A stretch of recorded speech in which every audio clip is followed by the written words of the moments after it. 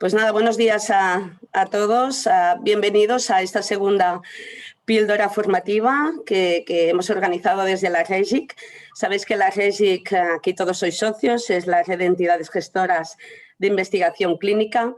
Actualmente somos 42 socios, de los cuales 23 somos institutos de investigación sanitaria acreditados por el ISTI.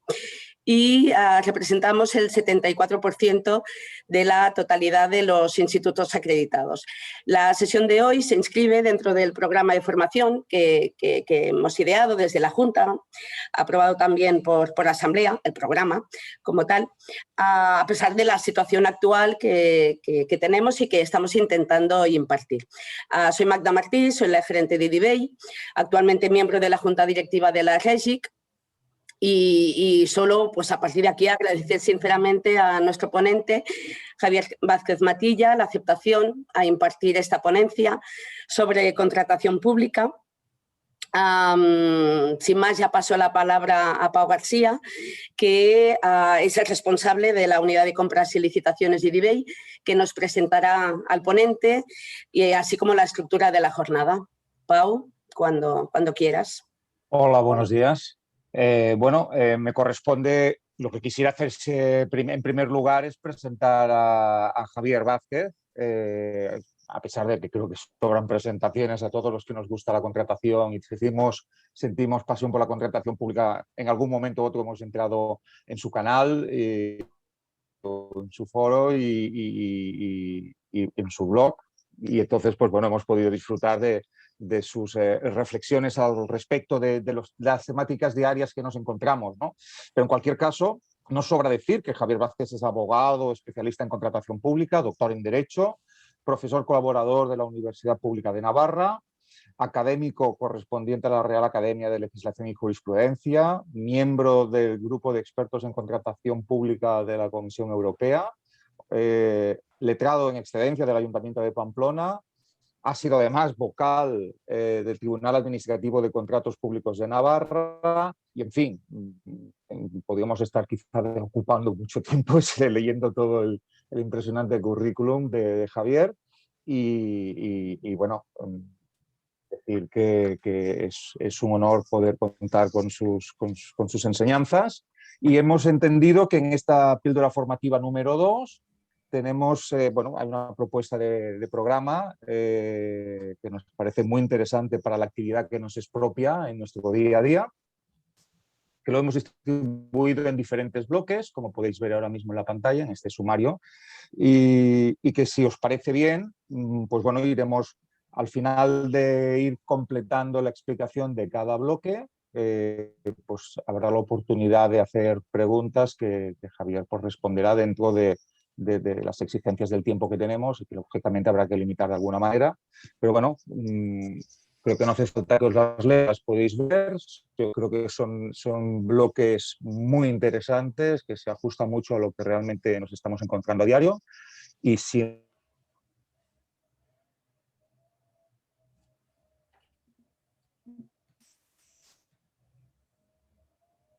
hemos perdido un poco la conexión. Sí, creo que hemos perdido a Pau. Okay. Pues, bueno, sí, entendido. Yo creo que me estaba dando ya paso, ¿verdad? Sí, yo creo que sí. Perdona, sí. Muy bien. Sí. Vale, pues Perdona. Muchísimas gracias. Lo primero por querer contar conmigo. La verdad es que supongo que cuando alguien se acerca a una píldora formativa de este tipo, supongo que comienza a odiar a la persona que tiene aquí enfrente, porque a veces es verdad que, sobre todo en el ámbito de la investigación, cuando ves a un jurídico, pues ya piensas que efectivamente es el causante de tus problemas y de que no puedas a veces llevar a cabo a buen fruto las investigaciones y de que, de todo lo malo, ¿no? Bueno, yo quiero intentar ser realista, ser también muy claro en la exposición que voy a hacer y también dar lugar al debate y a la respuesta a las correspondientes preguntas que puedan surgir de forma muy práctica. No tengáis ningún problema, que por cierto, la sesión nos han comentado que se está grabando, ¿vale? Únicamente para distribución exclusiva de los socios de REGIC. pero para nada más, digo, pues sí, para que todo el mundo tenga la información, que la ley obliga a decirlo. Ya veis que desde el principio tengo que empezar ya como jurídico. Y vamos a distribuir los bloques, ¿vale? El primero va a ser todo lo relativo al objeto del contrato del fraccionamiento. Después vamos a ver que, bueno, hay diferentes tipos de entidades que contratan con la administración, pero en particular hay unos procedimientos que aplican con carácter general y hay otros que en principio tienen unas especialidades. Vamos a hablar de ello. También de la concreta exigencia, si sí lo es, si no lo es, de 3 ofertas en lo que podríamos llamar los contratos menores, algo relacionado también con sistemas alternativos al contrato menor, que esto me parece, la verdad, últimamente bastante importante comentarlo, especialmente sistemas dinámicos, acuerdos marco, en general fórmulas para intentar organizar mejor los contratos, porque es verdad que yo creo que tenemos que hablar de especialidades en el ámbito de la investigación, pero también es verdad que a veces uno se da cuenta que los medios y la profesionalización que hay en la contratación pública pues tampoco son tantos, o es una materia tremendamente compleja, o que el legislador español ha hecho tremendamente compleja, sobre todo ante la creencia del miedo pues a la corrupción y a la mala gestión, y fruto de eso, pues como suele decir, pagan justos por pecadores, y hay una gran cantidad de procedimientos, de burocracia, que básicamente suele llevar a que para cuando un procedimiento acaba ya no necesitas lo que estás comprando, básicamente. De hecho, intentaré hacer alguna expresión de este tipo, que sea para hacerlo amena bueno, pues iba a decir graciosa, aunque yo soy un chico, como habéis visto, que tengo acento del norte, con lo cual pues no tengo demasiado sentido del humor y tal, hacen películas con nosotros, pero yo creo que sí que es interesante poner de manifiesto qué es lo que dice la ley, hacia dónde hay que ir, y por eso acabar viendo cuáles son las propuestas de cambios en la normativa, que yo creo que se pueden entablar. Pero sin perder más tiempo, porque a las 10:30 tenemos que acabar y tenemos que tener tiempo para hablar, lo podéis hacer a través del chat en cualquier momento. Este mismo en el que estoy poniendo yo buenos días, por si no os apetece tomar la palabra, y si no, al final, como se ha dicho, de cada uno de los bloques que vamos a tratar. El primero de ellos tiene que ver con el fraccionamiento del contrato y con los contratos recurrentes y con, bueno, pues con todo lo que se está moviendo al respecto de esta cuestión. Por cierto, aprovecho para decir que esta presentación será facilitada al final de la sesión junto con alguna documentación complementaria que espero sea de vuestra utilidad. Lo haré justamente a las 10:30. Nunca me gusta, soy una persona también rara, pero bueno, si trabajáis en el ámbito de la ciencia, pues bueno, como los compañeros y compañeras vuestras. Entonces, bueno, al final nunca me gusta pasar la documentación antes de la sesión, porque si no hay gente como intentando buscar dónde encaja lo que estás diciendo en el bloque, gente aficionada a todo esto, pues yo no. Bueno, vamos a hablar del objeto del contrato, de la unidad funcional y del fraccionamiento. Hablaremos también de las responsabilidades, que es lo que más estamos temiendo todos, ¿vale? Porque, vamos a ver, yo he sido también secretario técnico de obras durante un tiempo, sustituto, o sea, de los que están todo el año, y he fraccionado contratos, porque a veces era imposible no hacerlo. Es verdad que lo hacía a veces con ligereza, a veces con, bueno, pues, con creatividad, no dando a las facturas el mismo nombre y cosas así, y desde luego sin ningún afán de corruptela alguna, puedo decir, y de hecho me caracterizo también por eso, porque creo que intento tener unos valores y perseguirlos en mi trabajo todos los días, y no me va mal. A lo que voy es a que está la cosa más complicada respecto al fraccionamiento del contrato, ya no solo por el tema jurídico, sino especialmente por el tema penal, que está dando lugar a la apertura de expedientes por prevaricación y malversación de caudales públicos y demás, y eso ya atemoriza bastante. Veremos cómo y cuándo. Pero una vez creada la expectativa y el miedo, para así que captéis y prestéis atención, ¿verdad? Cosa que suele ser habitual, dice, ostras, cuando me da miedo voy a escuchar, ¿no? Si no, paso a otro tema que yo he venido aquí solo porque me interesa lo de si hay que pedir o no 3 ofertas. ¿Cuándo lo dirá? Pues al final, para que os quedéis hasta el final. Bueno, vamos al grano. Vamos a hablar de cosas negativas, pero también positivas. Yo soy una persona muy positiva. Yo creo que al final lo importante es que la contratación pública sea una verdadera herramienta y sirva para comprar mejor. O sea, eso es lo que yo creo. Yo creo que puede ser algo muy chulo y no algo que veáis siempre como algo malo, ¿vale? Es verdad que yo cuando trabajo con muchos centros científicos o no saben lo que quieren o quieren algo. Y si quieren algo no necesitan la ley de contratos porque ya saben que quieren eso, y la ley de contratos no les interesa. Bueno, lo primero que tenemos que... No será vuestro caso, Lo primero que tenemos que ver es que vamos a analizar hoy lo que, desciendo un poquito, vamos a analizar la Ley de Contratos del Sector Público, 9/2017. Que básicamente lo que plantea esta ley, plantea una normativa que, como veremos luego, es general. Esto sí que es importante ir diciéndolo porque hay gente que no se entera de esto, incluida la Abogacía General del Estado. que es que depende qué tipo de entidad seamos, se nos va a aplicar toda la ley o no, ¿vale? Son 347 artículos, 55 disposiciones adicionales, 16 disposiciones finales y 6 anexos. Una norma sencilla. Pero no toda se aplica, por ejemplo, a todas las entidades, ¿vale?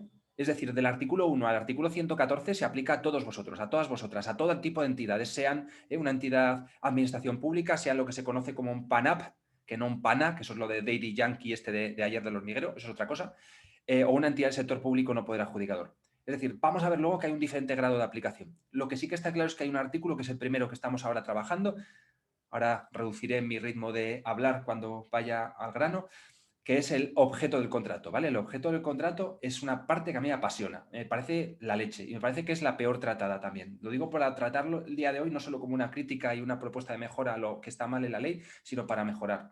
El objeto del contrato da unas posibilidades terribles y al final el problema que hay es la falta de definición del objeto del contrato. Hay mucha gente que el objeto del contrato es igual que el título. Título, suministro de micrófono, objeto, suministro de micrófono, ¿vale? Luego es invisible, como este caso, como el que tengo yo, que es invisible.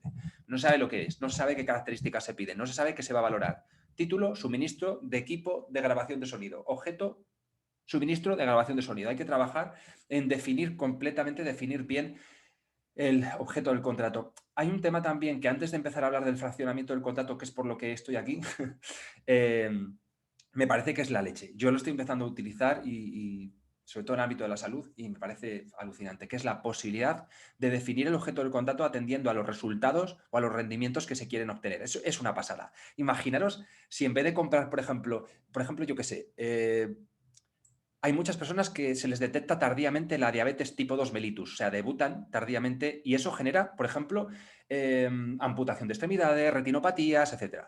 Imaginaros la posibilidad de que ya no solo compremos a un laboratorio tiras reactivas para hacer análisis. Imaginemos que lo que queremos es reducir el volumen de personas que sufren estas patologías derivadas del debut en esta enfermedad. Bueno, pues esto se puede hacer. ¿Cómo? Básicamente diciendo eso, que ya no estás comprando solo suministros, sino que estás comprando otras cosas. Estás comprando una serie de resultados. Estás comprando, por ejemplo, un servicio de cribado que te diga, el laboratorio te diga, quiero que esa persona sea analizada, porque es que según mi software, según mis datos, esta persona puede ser una candidata típica a sufrir esta enfermedad. Y antes de que tenga otras complicaciones, vamos a verla ahora. Es decir, que el objeto del contrato sea ya no la compra de tiras reactivas, sino sea ese resultado, sea la reducción del número de personas de tal. Bueno, simplemente que sepáis que el artículo 99.1 de la ley permite definir el objeto del contrato atendiendo a indicadores, atendiendo a resultados. Y esta palabra es mágica, ¿vale? Porque muchas veces compramos medios, compramos servicios, pero no compramos resultados.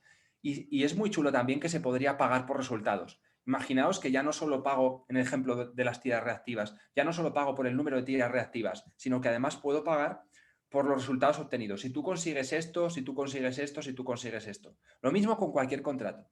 Si tú consigues acabar antes, te pago más. O sea, yo no conozco aún ningún contrato que haya acabado en plazo en toda mi vida, ¿vale? Tampoco ninguno que no se haya modificado, aunque no se haya tramitado. Bueno, en fin, no es el objeto de la sesión de hoy, simplemente lo apunto por si alguien tuviera más interés y lo vemos. Ya veo que empieza a haber alguna duda, luego las enmarco yo donde vea en la... Vaya, no se me ha visto mi... Bueno, aquí tenía un cuadro que he estado yo hoy metiendo aquí, por lo que veo no se ve, que explica qué es el fraccionamiento del contrato, un cuadrito de Cibio, que, bueno, explica un poco de forma sencilla por qué es criticable, digamos, ese fraccionamiento del contrato.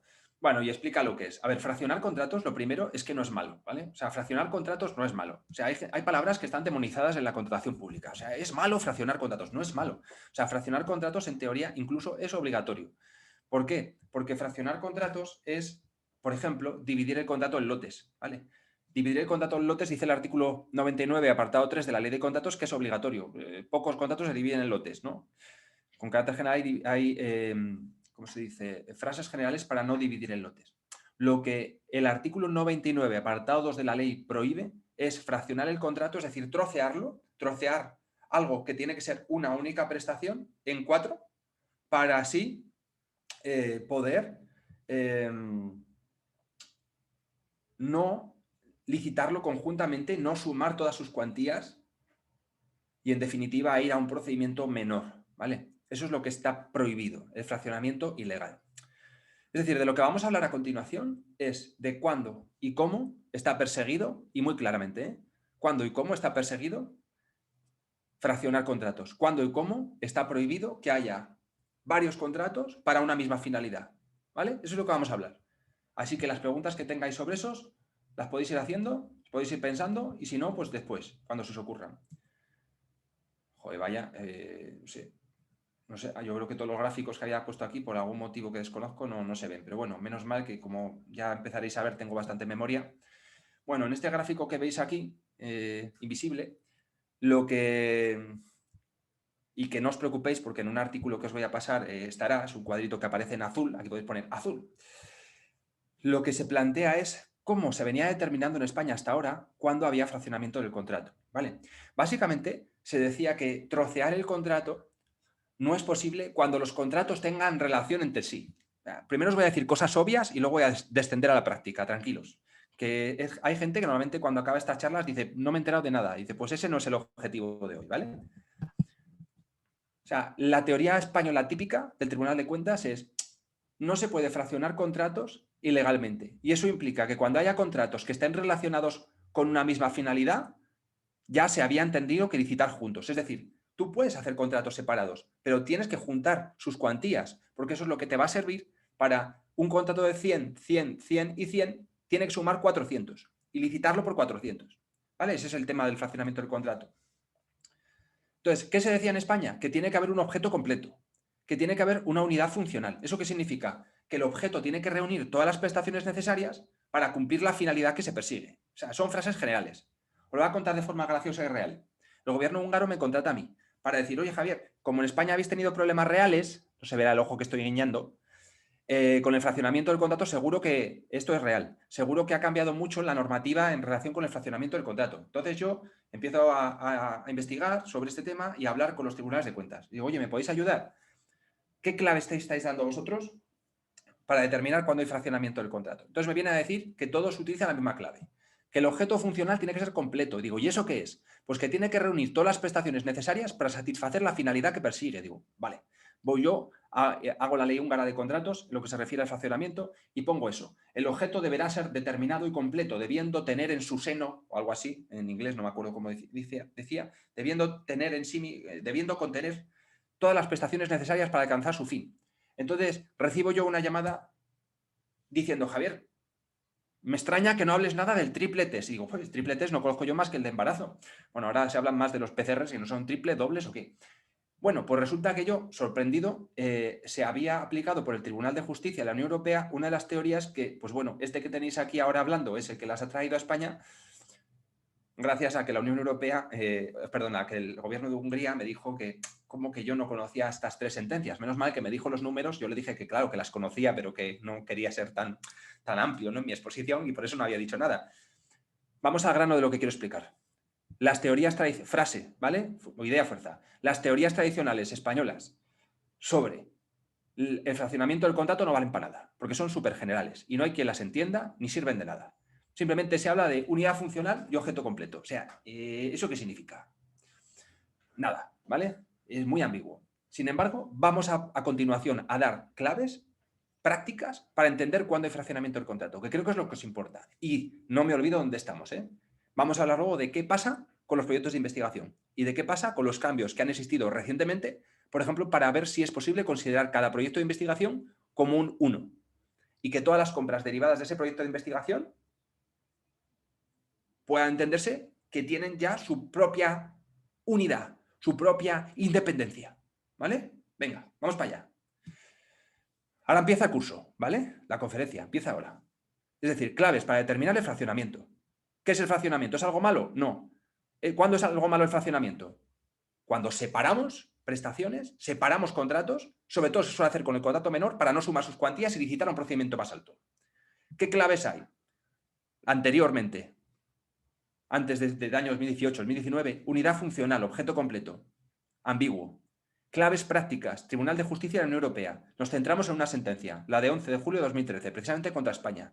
Acuña un concepto que es el de triple test o triple función. ¿Eso qué significa?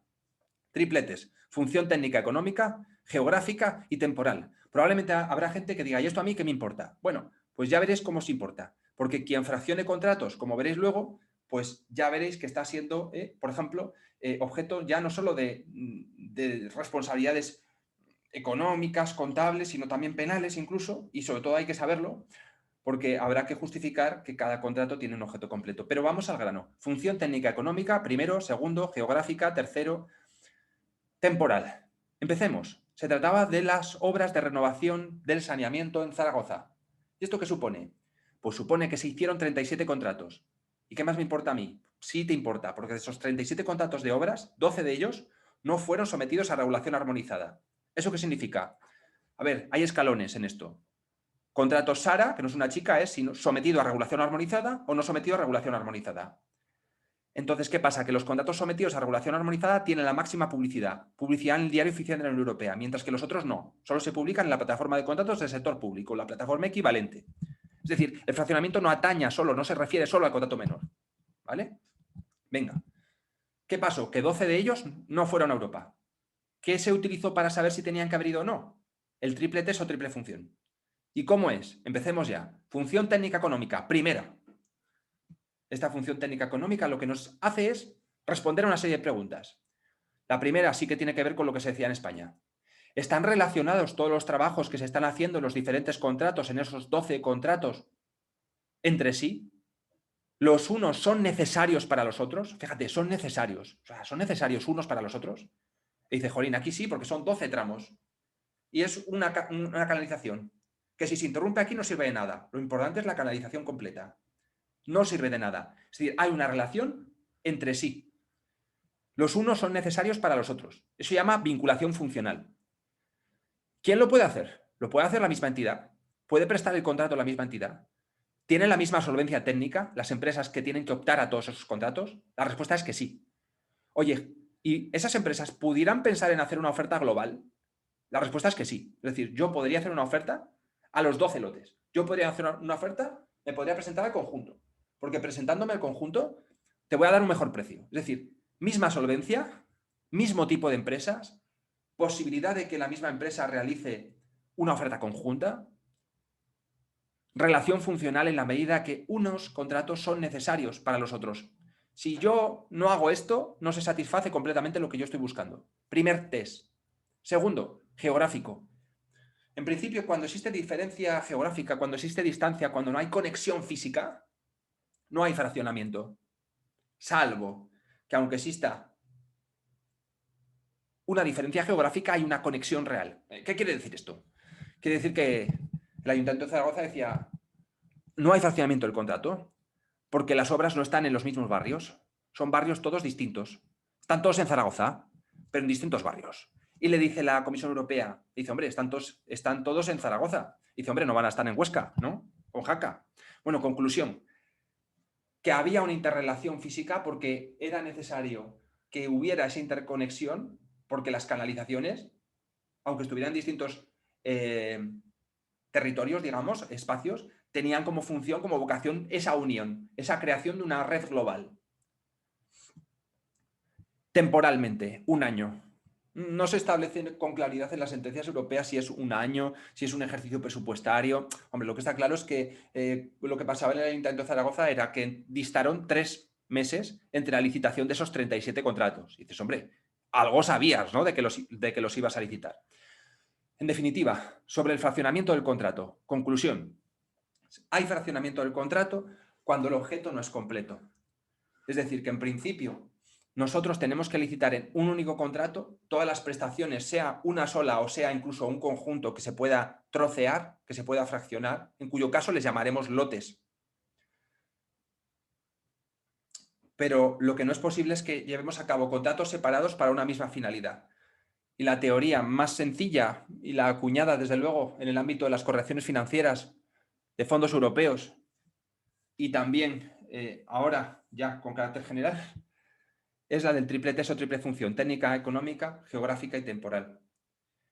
Otro problema que se plantea con el fraccionamiento del contrato son los contratos recurrentes, es decir, contratos que año tras año vamos haciendo.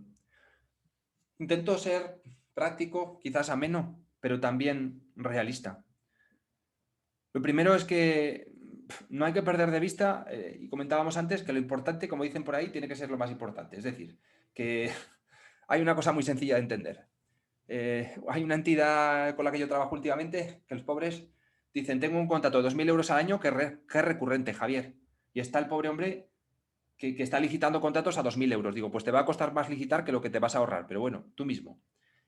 Y digo 2.000 por no decir la verdad, que son 20 euros. Tiene un contrato de 20 euros al año. Pero como es recurrente, le ha dicho la EGAE, no me importa que esté grabado esto, lo podéis reproducir, le ha dicho la EGAE que como son 20 euros, pero son 20 euros al año, igual hay alguien aquí de la EGAE, es que me da exactamente igual. Me parece una barbaridad, me parece una estupidez, me parece una tontería, me parece una mala gestión de los fondos públicos y de los recursos públicos. Vamos, que me ha pagado a mí más que lo que se va a ahorrar. Ya se lo avisé. Conclusión, ¿es real esto que os estoy diciendo? Os juro que no miento. ¿Qué es lo que pasa? Que le dicen, hombre, es un contrato recurrente. Y entonces un contrato menor no puede ser un contrato recurrente. Porque los contratos menores tienen una duración máxima de 1 año, le dicen. Y digo, bueno, lo primero, a ver si tú haces menores o no haces menores, que luego lo vamos a ver eso. Eso es lo primero, porque tú eres un PANAP, ¿eh? Así que no te digan a ti que tú haces menores.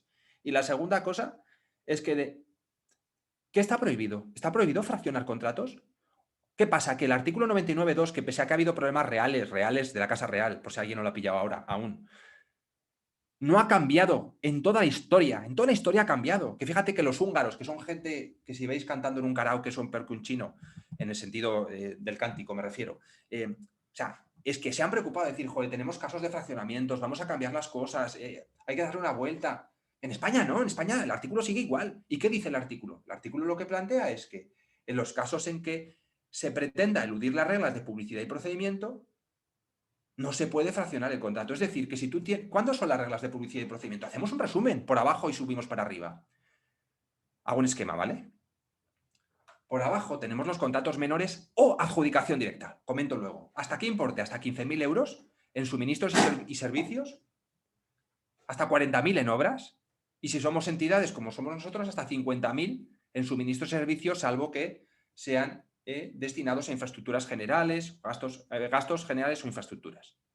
Después subiríamos otro escalón al procedimiento abierto que le llamamos súper simplificado, simplificado sumario, que estaría en los 60.000 euros, ¿vale? Desde el 1 de enero de este año. En los 60.000 euros en suministros y servicios. Después subiríamos otro escalón al procedimiento abierto súper simplificado, abierto simplificado, contrato menor o adjudicación directa, procedimiento súper simplificado, 60.000 en suministros y servicios. Después estaríamos en el procedimiento simplificado hasta 139.000. 139.000. Después ya pasaríamos al procedimiento abierto. Procedimiento abierto que puede llegar a los 214.000 euros. No Sara, 214.000 euros. Os pasaré un esquema con estos cuadros. Y después ya iremos a la publicidad europea. A partir de 214.000 euros, algo que seamos entidades de la Administración General del Estado y todo eso. Es decir, alguien que tiene un contrato de 20 euros, el máximo que eso puede suponer en 5 años, que es el máximo de duración de un contrato de suministros o servicios, según el artículo 29, apartado 4, o sea, 5 por 20 son 100. Es decir, que jamás va a haber un fraccionamiento del contrato ilegal, porque jamás se va a alcanzar esos 15.000. Con lo cual, primera regla que os quiero transmitir. ¿Cuándo me preocupan los contratos recurrentes? Cuando su cómputo en el plazo de 5 años supere los 15.000. Porque solo entonces puede decirse que si hubiéramos licitado eso por un procedimiento que incluya todos los años en que es posible su contratación, tendría que tener una publicidad diferente que la que le estamos dando, que es, por ejemplo, ninguna publicidad o una publicidad que no es la del escalón que le corresponde. Hay gente simple. A mí me pone muy nervioso. La gente simple, la gente que no piensa, la gente que va sin enterarse mucho de nada. Y dice que un contrato recurrente es aquel contrato que año tras año hay que licitar. Digo, bueno, pues sí, ciertamente sí, pero no. ¿Qué es un contrato recurrente? Yo creo que lo importante no es tanto que un año y otro año haya que licitar, sino dos claves muy importantes. Dos preguntas muy importantes. ¿Puedes programar la contratación? O sea, ¿tú sabes que el año que viene lo vas a necesitar? ¿Lo sabes o no lo sabes? La primera respuesta es que sí o que no. Si es que no, no es un contrato recurrente. Si es que sí, puede serlo. Hay gente que dice que ya solo por eso lo es. No es verdad. ¿Por qué? Porque hay veces que tú puedes saber que necesitas algo, pero puede que no sepas cómo lo necesitas. Puede que no sepas las condiciones esenciales básicas. Puede que no sepas cuál tiene que ser el objeto el año que viene. Puede que no sepas cómo se tiene que prestar. puede que no sepas cuánto tienes que pagar, puede que no sepas muchas cosas. Y hay veces en que es imposible. En nuestro ámbito pasa mucho. Es que los proveedores dicen, mira, es que un proveedor no me dice cuánto va a ser el año que viene, porque el precio del año que viene depende de muchas cosas. No sé muy bien cómo voy a desarrollar este contrato. Es decir, en definitiva, contratos recurrentes son contratos que año tras año se necesitan. Cuidado, porque en principio en esos casos tendríamos que tener en cuenta el valor máximo que esos contratos puedan tener. Y cuidado, porque en función de cuál sea la interpretación que demos, puede que tengamos que ver si se nos aplica o no el tema de los contratos menores que tienen una duración máxima de 1 año y que se supone que no pueden, por lo tanto, por ese motivo, al tener duración máxima de 1 año, luego os diré mi opinión, y la justificación de que eso no se aplica en PANAPS, pero bueno, a lo que vamos es a que el contrato menor no puede tener una duración de más de 1 año. Conclusión, que sea programable y que las necesidades no sepamos que no van a variar de forma sustancial. A ver, buenos días. ¿Podrías? Bueno, hay gente que dice, no sé qué, fuera de bromas, ¿en qué nos podemos basar para justificar la explicación que nos están dando sobre contratos recurrentes? Dice alguien. Hombre, pues además de mis propias palabras, ¿no? Que es broma. Pues bueno, yo creo que para hablar de los contratos recurrentes, lo primero relevante y en lo que os podéis basar es justamente en estos informes de la Junta Consultiva de Baleares. Yo he estudiado bastante el tema de los contratos recurrentes, hay informes prácticamente en Cataluña, hay otros informes en otros sitios, pero son bastante, no sé cómo decirlos, simples. O sea, porque solo se basan en una cuestión, y es, si sabemos que el año que viene la necesidad es programable, el contrato ya es recurrente. Yo creo que eso es totalmente incierto y podéis basaros en estos 2 informes. Bueno, 3, ¿no? Más bien el informe 4/2010 de la Junta Consultiva de Baleares y el 4/2019 también de Baleares. Me gustan mucho, la verdad, cuando los veáis. Ya veréis que tiene una justificación bastante importante. Javier, quieres pasar de tema, pero nos ibas a decir algo. Joder, que hay cosas que no se ven, qué rollo. Nos quieres decir, nos ibas justo a comentar algo respecto de qué pasa con los cambios que ha habido en la consideración de los proyectos de investigación como una unidad autónoma a los efectos de contratación. Mirad, hay una cuestión importante. Para determinar cuál es el valor de un contrato, hay que ir a un artículo, que es el artículo 101, ¿vale? Entonces, ¿qué es lo que ocurre? Que hay un artículo que lo que pretende es lo siguiente, es definir cómo se calcula el valor estimado cuando justamente no está pensado exactamente solo para proyectos de investigación, pero en la práctica sí. Es decir, voy a hacer la pregunta y la respuesta.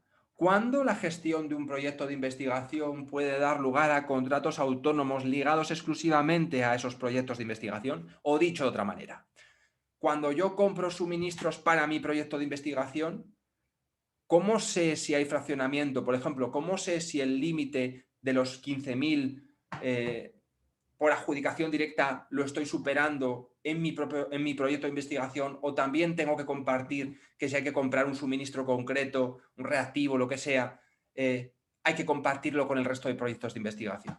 Para eso hay 2 cosas. Por un lado, la ley de contratos, que lo que plantea es que puede haber supuestos en los que haya una desconcentración, vamos a decir, de la gestión. Es decir, quien esté al cargo de esos contratos tenga esa capacidad aquí. Cuando una unidad funcional separada sea responsable de manera autónoma respecto a su contratación o determinadas categorías de ella, los valores pueden estimarse al nivel de la unidad que se trate. O sea, lo que intenta plantear es justamente eso, que cuando tienes un departamento o un servicio X, que es el que gestiona de manera autónoma, es decir, que paga, eso pueda ser considerado como una unidad a los efectos de control de ese valor estimado. Es verdad que ha habido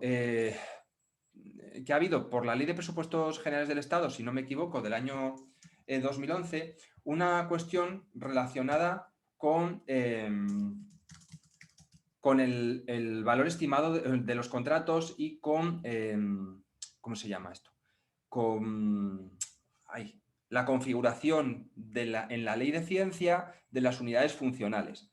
que busca, aunque no sé si con éxito rotundo,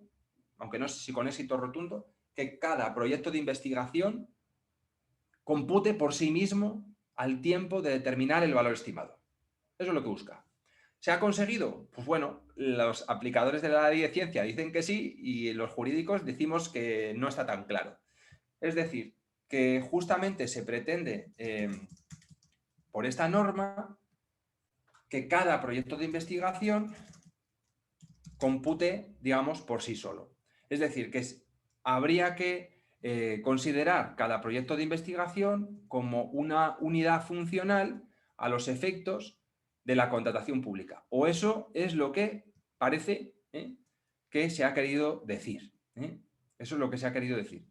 ¿Se ha hecho con éxito? Pues luego en el apartado propuestas, pues ya lo comentaremos, ¿vale? Lo comentaremos después. Había otra pregunta por aquí, a ver si la veo, que decía, buenos días, digo porque no sé si... Buenos días, tenemos una duda sobre un contrato de seguro de responsabilidad civil por ensayo clínico de duración de 4 años con importe total, mira, de 3.400, con pago inicial del contrato. ¿Debe tramitarse por procedimiento abierto? Bueno, yo os digo, quizás luego responda a esta cuestión en mayor medida. Habría dos teorías. La primera teoría más conservadora diría que se tiene que tramitar por un procedimiento abierto súper simplificado. ¿Por qué? Porque no excede de 4 años de 3.400, de 60.000 euros, con lo cual se supone que habría que darle publicidad y habría que tramitarlo por el artículo 159. Mi postura, que luego defenderé, es que, dado que en el curso de los 5 años, que como máximo puede durar un contrato de servicios, que sería el caso, no va a superar los 15.000 euros, no sería necesario. Más si quien lo hace es un poder adjudicador, no administración pública, que como luego defenderé, puede hacer contratos de más de un año, aunque esa es una teoría exótica. Ya digo, la teoría conservadora es contrato menor, un año. Respuesta conservadora. Si el contrato menor, artículo 29, apartado 8 de la ley de contratos, dura un año, con lo cual si quieres hacer alguno que dure más de un año, conclusión, no puedes hacer un contrato directo y conclusión, debes licitarlo y conclusión, la forma de licitación más sencilla es un procedimiento abierto súper simplificado, 100% de criterios automáticos, 60.000 euros y sin límite de alcance, sin límite de duración. Esa es la teoría conservadora. La teoría que luego os voy a plantear yo y que me consta que también algunos tribunales de cuentas están respetando, más que nada porque yo mismo he hecho para esos tribunales de cuentas el checklist que hay que controlar y lo he motivado y ya han dicho, ostras, pues parece que no es tan alocado, ¿se aplica el límite del contrato menor respecto a la duración a los PANAPs? Luego os diré por qué considero que no. Y si no se aplica, pues entonces sí se podría tramitar por procedimiento directo, digamos, ese contrato.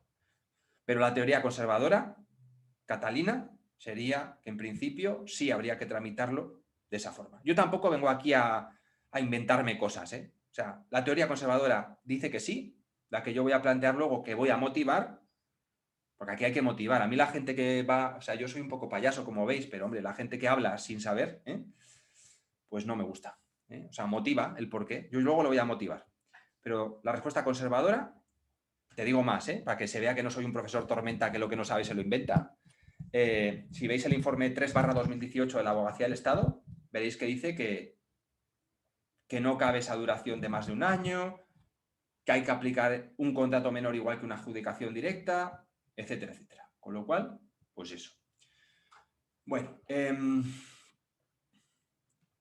lo que os decía.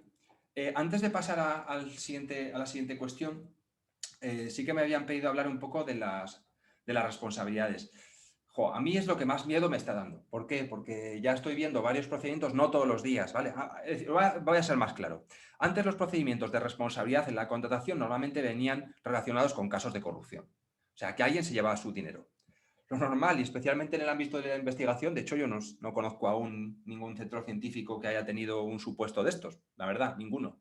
De otro tipo sí, de entidades, pero a lo que vamos, venían relacionadas las implicaciones o las responsabilidades con el ámbito de la corrupción, es decir, cuando alguien, normalmente personal político, aunque también técnico en ocasiones, percibía dinero a cambio de contratos públicos.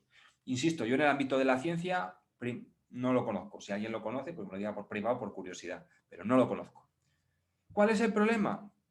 Que se está dando un tratamiento bastante extenso al tema de especialmente la prevaricación. Especialmente la prevaricación. ¿Por qué? Porque se está planteando que es un delito de mera actividad. Es decir, que el hecho de querer eludir u omitir, eso está copiado literal, u omitir exigencias procedimentales, que supondría eludir controles, informes, publicidad, etcétera, ya determina que exista un delito de prevaricación administrativa. Ahí tenéis sentencias que ya veis que son del 2013-2015, pero que están siendo utilizadas hoy, ¿no? O sea, aquí tenéis algunas explicadas, otras del 18. Entonces, también os digo, a mí me gusta empezar un poco a veces metiendo miedo, pero tampoco... O sea, ¿cuándo hay prevaricación? Cuando exista una contradicción total del derecho, que no sea sostenible por ningún método aceptable de interpretación de la ley. O sea, eso es importante, ¿vale? O cuando se tomen decisiones que sean objetivamente injustas y manifiestamente irracionales. O sea, no cualquier cosa genera esto, ¿vale?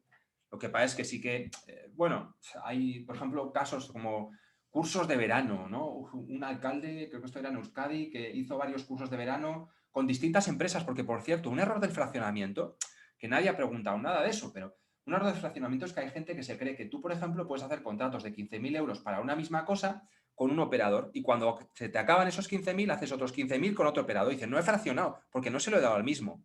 O sea, el sujeto no determina que haya fraccionamiento. Lo que determina que haya fraccionamiento es el objeto. O sea, si yo quiero comprar botellas de agua y tengo una necesidad de comprar 100 botellas de agua y compro 10 a un proveedor, 10 a otro proveedor y así hasta 100, tengo que tener en cuenta el valor total, los 100, para determinar qué procedimiento seguir. No 10, 10, 10, aunque los dé a otra empresa.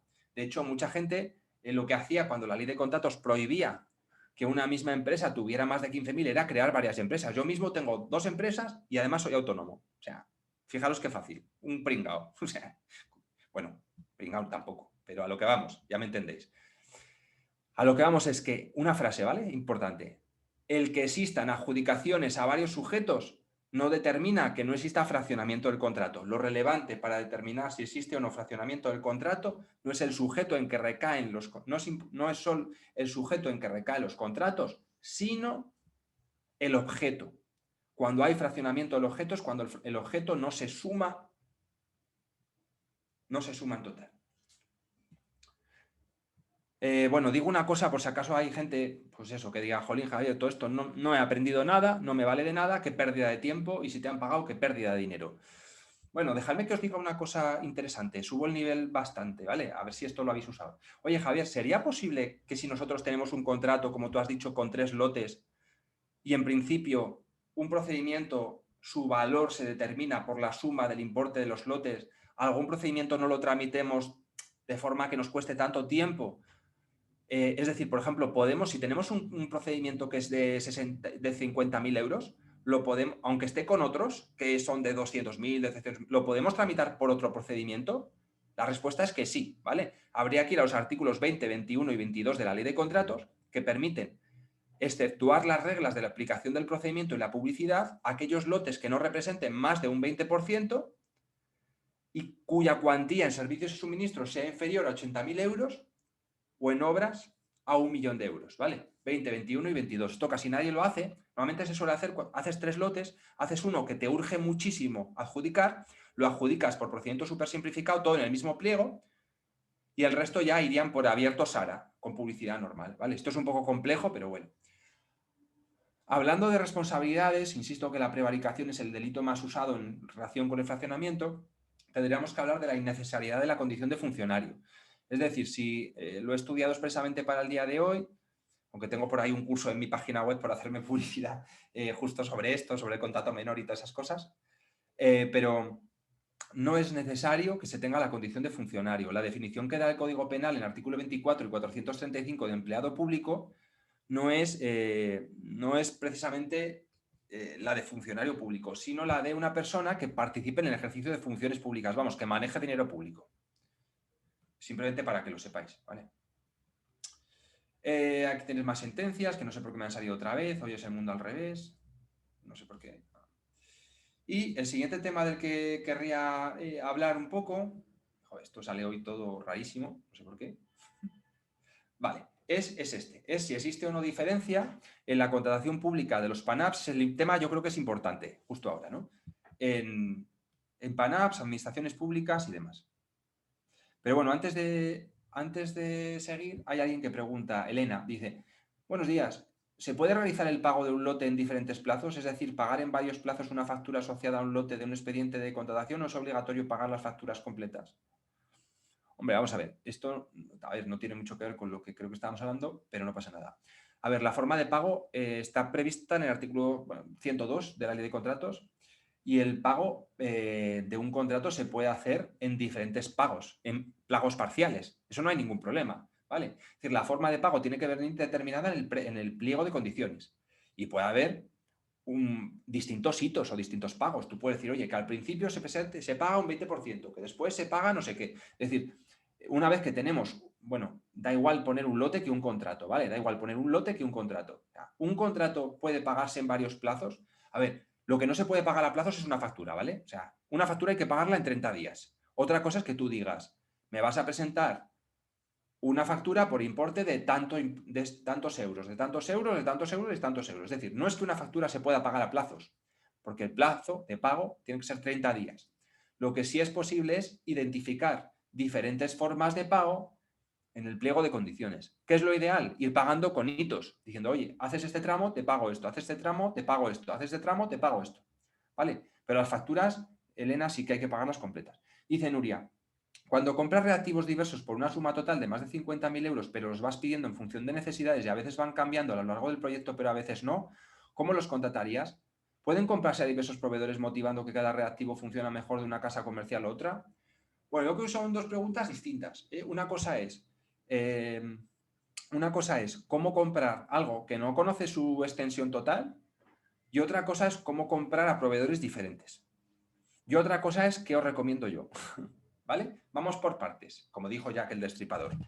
A lo que vamos, es humor negro. A lo que vamos.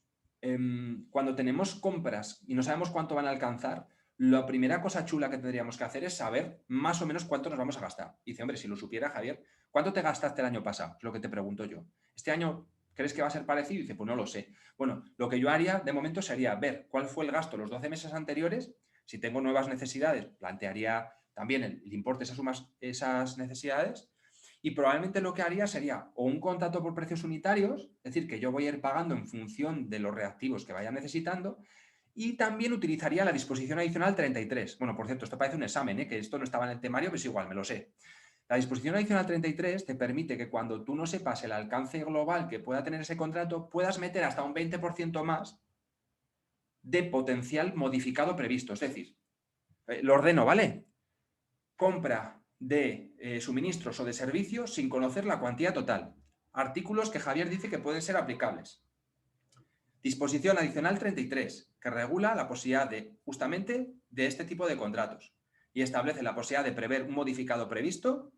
Artículo 204, o sea, disposición adicional 33, artículo 204, que me permite poner un 20% más de modificación del contrato. Esa es para comprar, insisto, que Nuria sigue insistiendo, yo lo sigo viendo, puedo hacer varias cosas a la vez, rompiendo cualquier mito. Entonces, luego vamos a ver lo que Nuria nos dice. Pero lo primero que tenemos que tener en cuenta es que si queremos comprar lo mismo, pero no sabemos cuánto, lo mejor sería hacer un contrato por precios unitarios, es decir, que irás pagando en función de lo que vayas necesitando, y que si se te acaba, podrás comprar hasta un 20% más. O en su caso, si con ese 20% no te da, podrías hacer un modificado hasta el 50%, incluso por circunstancias imprevisibles, por prestaciones adicionales que necesites, que eso sería la regulación del artículo 205. Ordenamos disposición adicional 33, artículo 204, modificados previstos hasta el 20, 205, modificados hasta el 50. Pero es que Nuria nos insiste, más nos insiste bien, y dicen, ¿pueden comprarse diversos proveedores motivando que cada reactivo funcione mejor? Pero si cada reactivo tiene una función distinta, Javier, y no sabes cuál vas a ir necesitando. Bueno, en ese caso hay una forma voy a ir de menos legal, dice ella, exacto, de menos legal a más legal.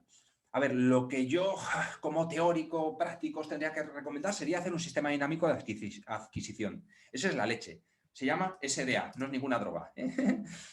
Entonces, los sistemas dinámicos de adquisición, que se conocen poco, lo que permiten es lo siguiente. Lo que permiten es seleccionar a un conjunto de operadores, pero es que además tiene una cosa chulísima, que es que se pueden ir incorporando otros durante un periodo. O sea, tú dices, quiero hacer un SDA por una duración de 4 años, la ley no fija duración máxima del SDA, inicialmente vienen 10 empresas que yo selecciono, ya veréis para qué selecciono, 10 empresas, pero luego al tiempo coge y viene otras 5 o viene 2, durante todo el periodo está abierta la incorporación. ¿Me entendéis esto, Amaya? Zoazo, que me veáis, sí, ¿no? Durante todo el periodo está abierta la incorporación. Dice que sí. ¿Qué tema importante? Que yo no sé lo que necesito, dice Nuria. Vale, pues yo ahora hago un contrato específico. Yo ahora mando una invitación y digo, quiero lanzar para esto en concreto una invitación a todos los seleccionados. Digo esta, que es la forma más legal. Ahora Nuria me va a decir, Javier, ¿me vas a hacer tramitar un expediente para 33 euros? Bueno, ya me lo esperaba. Pero yo os estoy explicando, por eso he dicho que esta es la teoría. La teoría es, voy a seleccionar a un grupo de varias empresas y después con ellos hago un contrato específico. Vale, esa es la teoría. La práctica serviría, yo para gastarme 33 euros no haría un contrato específico. Yo probablemente lo que haría sería o un acuerdo marco, o si la suma de lo que espero de varios proveedores es menor de 15.000, de varios proveedores no, de varios reactivos. Porque a mí el hecho de que sean proveedores no me importa, Nuria. Lo que me importa es que lo que vendan sea diferente, que lo que vendan sirva a una finalidad diferente. Esa es la palabra, Nuria, clave. Esa es la palabra clave. ¿La veis o la pongo otra vez? O sea, lo importante es, vamos de menos a más, ¿vale, Nuria? Porque yo te entiendo. Tú dices, Javier, no me digas cosas que me dificulten mi gestión. Venga, vamos de menos a más. Vete a tu contrato menor. ¿Tú crees que de todas las finalidades no se va a superar 15.000? ¿En cuánto? Te diría yo. ¿En un año? Porque yo el año que viene, yo qué sé que voy a necesitar. Esa sería la primera. Igual la que está más en la cuerda floja. La siguiente sería un acuerdo marco. Selecciono. Amaya, de hecho, ya se acaba de adelantar. Yo selecciono a X operadores. Fíjate que han homologado a 58. Bueno, pregunto otra cosa exactamente, pero bueno, han homologado a 58 proveedores. Y yo lo que haría, digo, subiendo un poco el nivel dedicado para Nuria, ¿qué sería? Hacer un acuerdo marco con los lotes correspondientes a los distintos tipos de finalidades para los que sirven los reactivos y después determinar la compra directa, al mejor de clasificado, por ejemplo, si es de menos de 15.000, si es entre 15 y 214.000, lo que haría es invitar a 3, y si pasa de 214.000, que no creo que sea vuestro caso, pues ya invitaría a todos los seleccionados. El CSUC hace una cosa que yo jurídicamente no acabo de entender jurídicamente, que es permitir hacer un acuerdo marco y hacer un acuerdo marco y comprar a quien quiera lo que quiera, siempre que no pase de 15.000. Yo no lo comparto, sobre todo cuando seleccionas a 100 proveedores y siempre compras al número 80, que es el que más te interesa. Quedó clasificado el 80 y le compras a él. Pero reconozco que el CSUC, a quien aprecio y creo que hace las cosas bastante bien, en sus acuerdos marco permite homologar a una serie de operadores y si no pasa de 15.000, comprar directamente. Esa sería una posible solución, Nuria. Claro, es verdad, dice, a ver, Javier, desciende a nuestro mundo. Hemos hecho un acuerdo marco en el que solo una empresa nos ha dado 300.000 referencias de reactivos. ¿Cómo hacemos? Ya digo, a ver, a mí si me decís, una cosa es el Javier teórico y el Javier práctico. El Javier práctico te diría, haz un acuerdo marco, homologa a todos los licitadores sobre la base de unas condiciones iniciales y adjudica directamente hasta 15.000 lo que quieras. Ya está. Eso haría yo. Hasta ahí puedo llegar en la improvisación respecto a este asunto. Antes, Amaya, que no se me olvida, creo que era Amaya, te decía, a ver, Javier, nosotros tenemos un acuerdo marco por 4 años con 15 lotes que tenemos 58 proveedores homologados. ¿Podemos ir incorporando nuevos proveedores? A ver, esto es algo que iba a tratar al final, pero bueno, como se trata de que habléis vosotros y se nos va a pasar el rato seguro que da para otro día hablar, que se puede hacer, si queréis podemos hacer un modificado, pero a lo que hablamos es, en el acuerdo marco, ¿qué diferencia hay entre un acuerdo marco y un sistema dinámico? ¿Vale? En el acuerdo marco no se pueden incorporar a Maya nuevos proveedores. En el acuerdo marco el mercado queda cerrado a esos 58, mientras que en el sistema dinámico sí que se podrían ir incorporando. Otra diferencia, Maya. En el acuerdo marco normalmente ya te dan las referencias y te dan un precio. En el sistema dinámico no. En el sistema dinámico tú dices, quiero comprar material de laboratorio. ¿Cuál? El que a mí me dé la gana. ¿Cuándo? Cuando me dé a mí la gana. ¿Con quién? Con quien yo quiera, de quien haya venido. ¿Cómo? Ya te lo diré. ¿Cuándo? Cuando vaya a comprar. O sea, el sistema dinámico está abierto. En el acuerdo marco hay que hacer lotes, por ejemplo, en lotes muy concretos. En el sistema dinámico no. Simplemente tú dices, estas son las categorías de bienes que quiero comprar. Y a medida que las vaya necesitando, pues ya iré licitando. Quiero comprar material de laboratorio. A ver quién viene a darme. Entonces, luego, una vez que ya tengo la necesidad concreta, lo que haría sería invitar a todos los operadores a que presenten en 10 días oferta. No entiendo la diferencia entre lo que dices que hace el CSUC y lo que has comentado de hacer compra directa al mejor clasificado si es menos de 15.000. ¿No es lo mismo que hacen ellos? A ver, me explico. En mi opinión, cuando yo digo que al mejor clasificado, si es menos de 15.000 o de la cifra que a mí me dé la gana, se lo adjudico, para mí no es lo mismo que hacen ellos. Porque lo que hacen ellos, al menos de los pliegos que yo he visto, ayer mismo he visto uno en un centro científico en Cataluña, lo que hacen es decir que hasta 15.000 se puede elegir cualquier operador seleccionado, pero no dice que sea el mejor. Eso es al menos lo que yo he visto en un pliego, ya digo, de ayer, no recuerdo de qué era ahora mismo. Es decir, ellos si seleccionan a nadie, dicen, en 15.000 puedes elegir a quien quieras, a este. Yo digo, no, en 15.000 elijo al primero. Joder. Esther dice, ¿un sistema dinámico permite, al igual que los acuerdos marco, que se unan varios órganos de contratación? La respuesta es que sí, ¿vale? Cabe la compra agregada.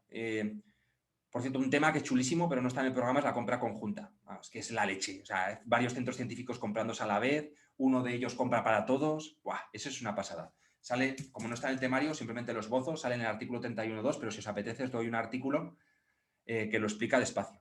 Si os apetece, luego lo adjunto. A ver, dice Elena, entonces ¿se tendría que pedir ofertas cada vez? En el sistema dinámico sí, en el acuerdo marco no. Esa es la pega que le veo al sistema dinámico. Por cierto, Javier, dices que no ibas a ser comercial, pero nos estás hablando de algo que parece chulo, que no conocemos mucho y no nos estás diciendo las claves.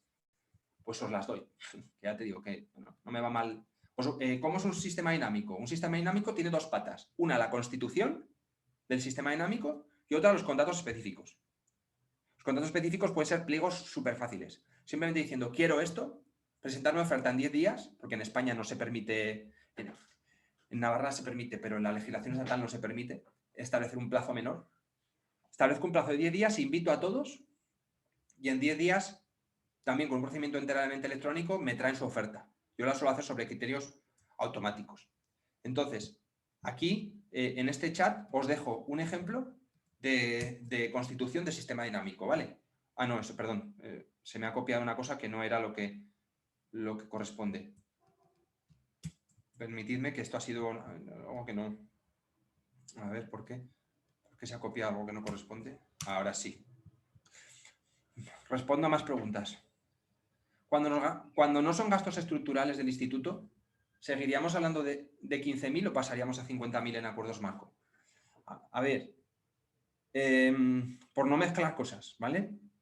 Contratos menores, vamos a hablar ahora, o adjudicación directa, 15.000 o 50.000. 15.000 servicios y suministros en general, y ya sabéis que hay una disposición adicional, la 54, que dice que cuando no sean gastos generales ni infraestructuras, son 50.000. El tema de 15.000 o 50.000 en los acuerdos marco, si se hace como digo yo, en plan, el primer clasificado le voy a dar contratos de 300.000 euros o 1 millón de euros, eso se puede. Creo que la justificación del CESU, por alguna vez que he hablado con ellos, era justo esa, que van al límite del contrato menor para elegir a quien quieran dentro de los clasificados. cosa que yo no entiendo mucho, la verdad, pero bueno. Siguiendo su teoría, parece que sí, Olaya, que podría irse a 50.000. Pero ¿por qué se habla todo el rato de 15.000 y no de 50.000, que es el límite de la disposición adicional 44? Bueno, no es la 44, sino la 54, por cierto.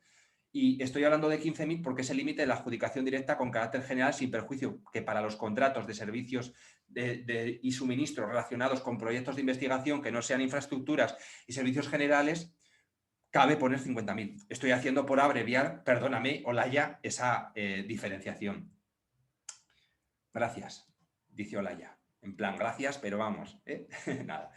Vamos a una cosa que me habían pedido que comentara. Me parece que es importante para vosotros. Ya sabéis que hay 3 tipos de entidades en la ley de contratos. Administraciones públicas, poderes adjudicadores no administración pública y entidad del sector público no poder adjudicador, los que todos quieren ser. Son 3 círculos. Administración pública, el más grande. PANAP, un poco más pequeño, y el otro este. ¿Por qué? Porque cuanto más pequeño, menos aplican la ley. No digo menos le gustaría aplicar la ley, que son todos. Mirad una cosa. Voy a hablar de los poderes adjudicadores de una administración pública, que creo que sois la mayoría. Tengo que tener cuidado que son las 16. Me da igual extender un poco, pero creo que no sé a qué hora, me parece que a las 11 tengo que colgar. O sea que podría extender sin gasto adicional media hora más si queréis. Si luego me preguntáis sobre los modificados de unidades en suministro de servicios, también os podría decir algo, artículo 301 y 309, pero no está en el temario. Vamos al grano, ¿vale? Hemos hablado un poco de fraccionamiento, han salido cosas. Hemos hablado de sistemas dinámicos y acuerdos marco un poco también por encima, aunque luego veréis la presentación sobre eso y os he pasado ejemplos.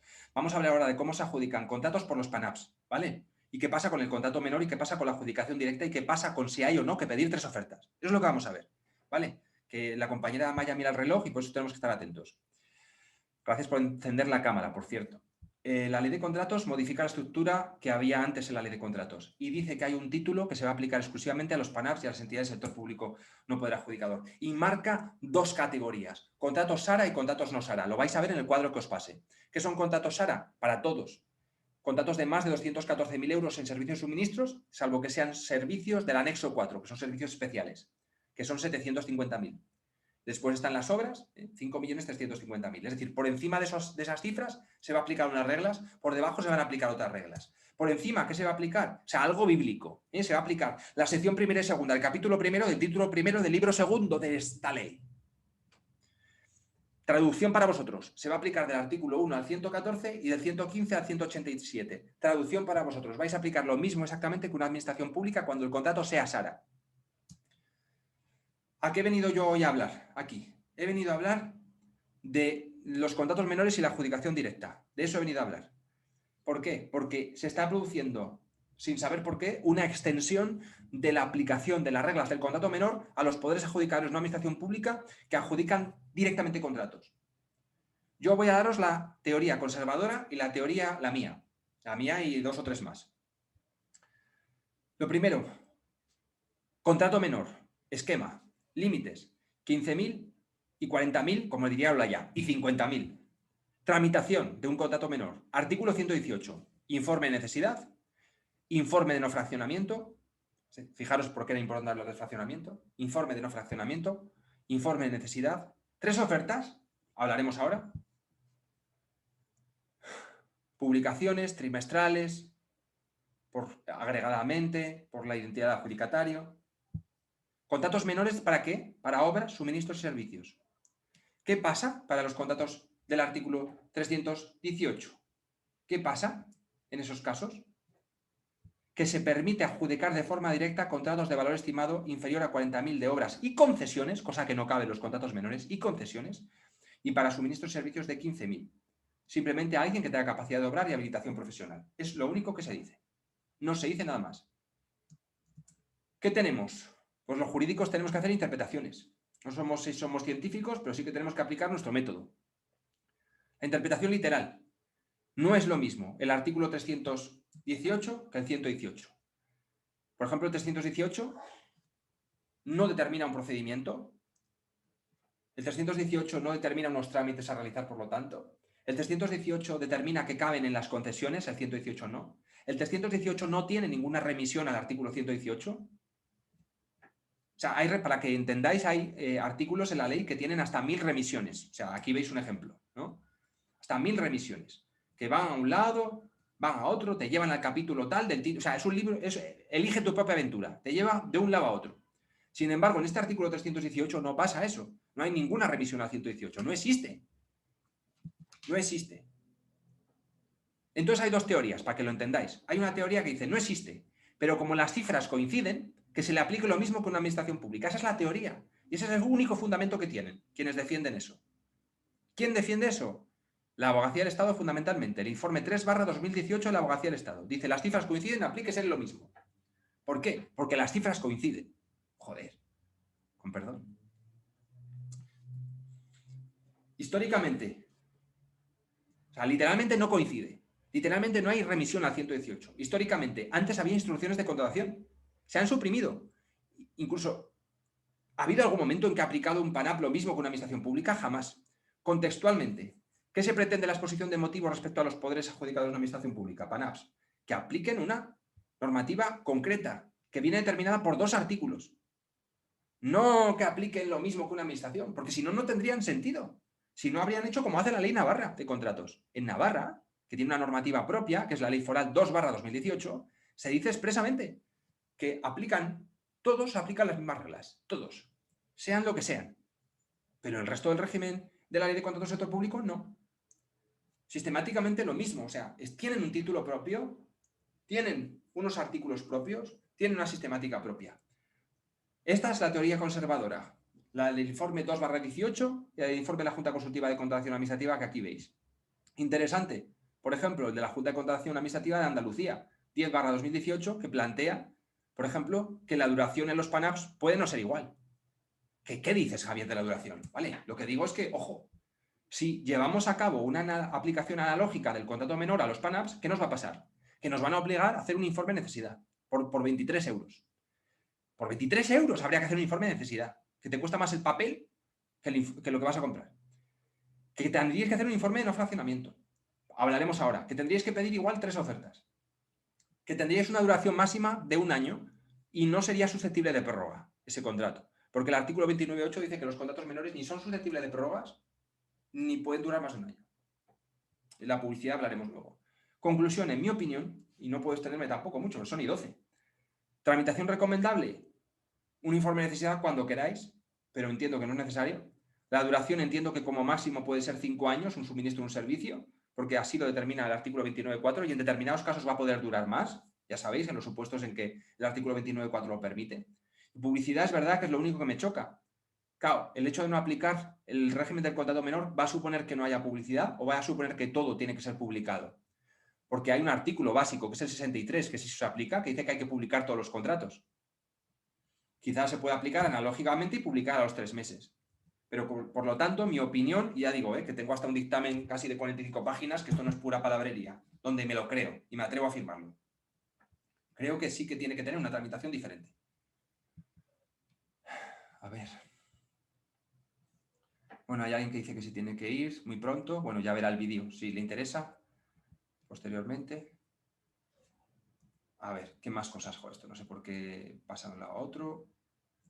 Vale. Más cosas que os quería contar en este tiempo. ¿Las 3 ofertas son necesarias? A ver, lo primero, una cosa importante.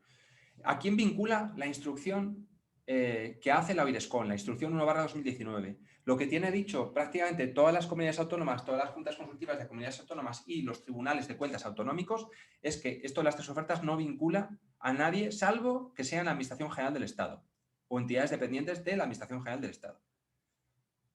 Primera cosa. Y siguiente cosa. A ver, y conozco perfectamente la aclaración por distintos motivos que... Bueno, hay alguien que dice, ¿a qué informe te refieres? No sé. ¿A qué se refiere Elena? Me ha preguntado a qué informe me refiero, ni idea. Bueno. La instrucción 1/2019 exige, bueno, no exige, dice que habrá que pedir 3 ofertas para garantizar la eficiencia de los contratos menores. Primera cosa, si sois un PANAP, probablemente ya no sois un contrato menor, pero bueno. Yo os voy a decir una cuestión. Me parece que a veces damos importancia a cuestiones que no la tienen. ¿Por qué? Porque se publicó también una aclaración de esa instrucción, donde María José Santiago, que era entonces la presidenta, lo que decía es, a ver, como cualquiera que en su casa vaya a gastarse 15.000 euros o 3.000 o 2.000, Yo solo he dicho que sería bueno pedir 3 ofertas, pero si vosotros por cualquier motivo veis que no es necesario pedir 3 ofertas, simplemente decidlo, simplemente justificarlo. Yo voy a decir una cosa, me parece que se ha magnificado mucho esto de las 3 ofertas.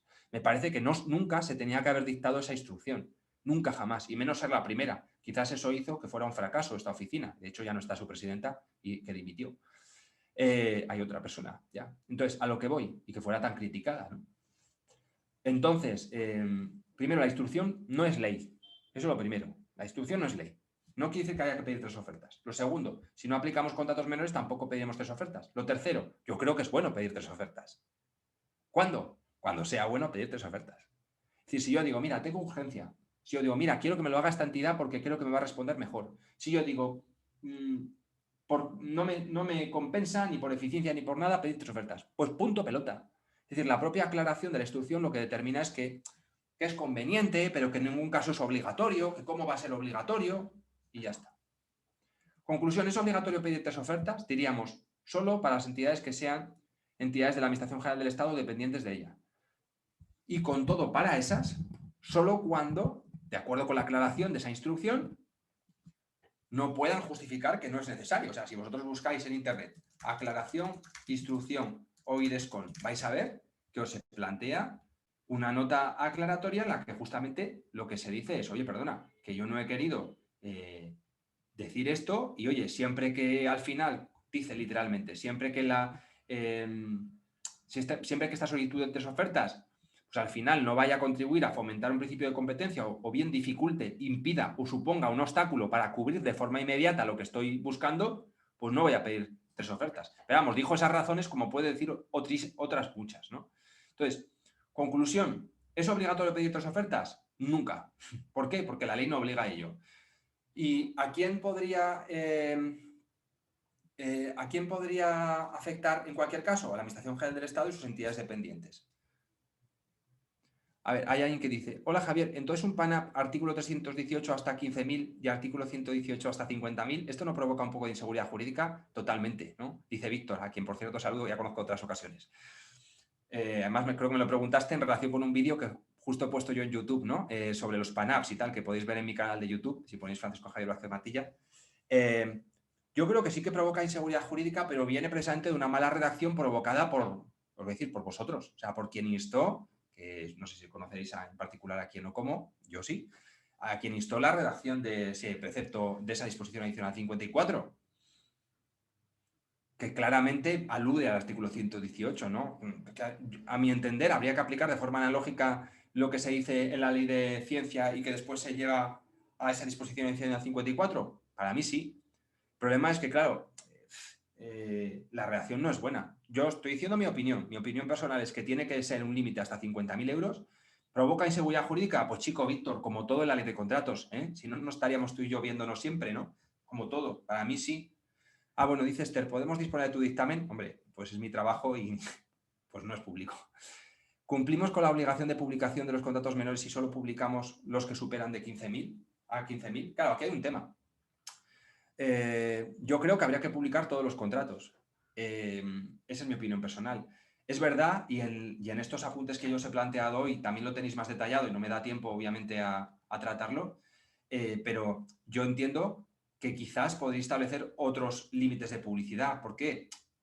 Pues porque, por ejemplo, las administraciones públicas disponen de un sistema como son los anticipos de caja fija. Todo esto os lo he dejado aquí para que lo uséis porque ya sabía que no me iba a dar tiempo. Entonces, los anticipos de caja fija que presuponen que hasta 5.000 euros, siempre que se abona mediante un sistema de anticipo de caja fija o similar, vale de caja, pagos anticipados, tal, para gastos corrientes y demás, no es necesario publicar esos datos. Es decir, que a nivel estatal el artículo 118 sí prevé para los contratos menores y el 63 prevén que aquellos contratos menores de 5.000 euros, siempre que se abonen por el sistema de anticipo de caja fija, no se tengan que publicar. Yo personalmente, ¿qué haría? Yo personalmente lo que haría en un PANAP sería diseñar un sistema de anticipo de caja fija similar, porque no se aplica. Si no sois administración pública, no se aplica el artículo, si no recuerdo mal, 47 o 78 de la ley 47/2003, porque no aplicáis ese sistema, ¿vale? Con lo cual, entiendo que no procedería el mismo, pero podríais crear un sistema Y yo, por ejemplo, sí que lo haría a partir de 5.000. O sea, yo creo que la publicidad es muy buena. Entonces, ¿qué os voy a decir? Que a partir de 5.000 me parece bien, aunque no seáis una administración pública, aunque no tengáis que seguir esos rigorismos. Es mi opinión personal. Bueno, aquí os he compartido, por cierto, distintas cuestiones que me parecían interesantes sobre los procedimientos, sobre los anticipos de caja fija, sobre los distintos tipos de procedimientos que existen, incluso precomerciales, con algunas cuestiones que obviamente sabía que no me iban a dar tiempo, pero aunque sea para esbozarlas para que las tuvierais, ¿no? Incluso asociación para innovación, qué pasa con qué supuestos es posible la licitación con negociación. Bueno, ahí tenéis algunas cuestiones importantes también sobre el negociado sin publicidad, cuándo y cómo hay que justificar una contratación por exclusivos, con jurisprudencia y demás, pues si os sirve, ¿vale? Que me parece que esto es algo chulo que os podría venir bien. Y simplemente, pues os decía que aquí está el tema de acuerdos marco y sistemas dinámicos, un poco las diferencias que hemos ido viendo, ¿vale?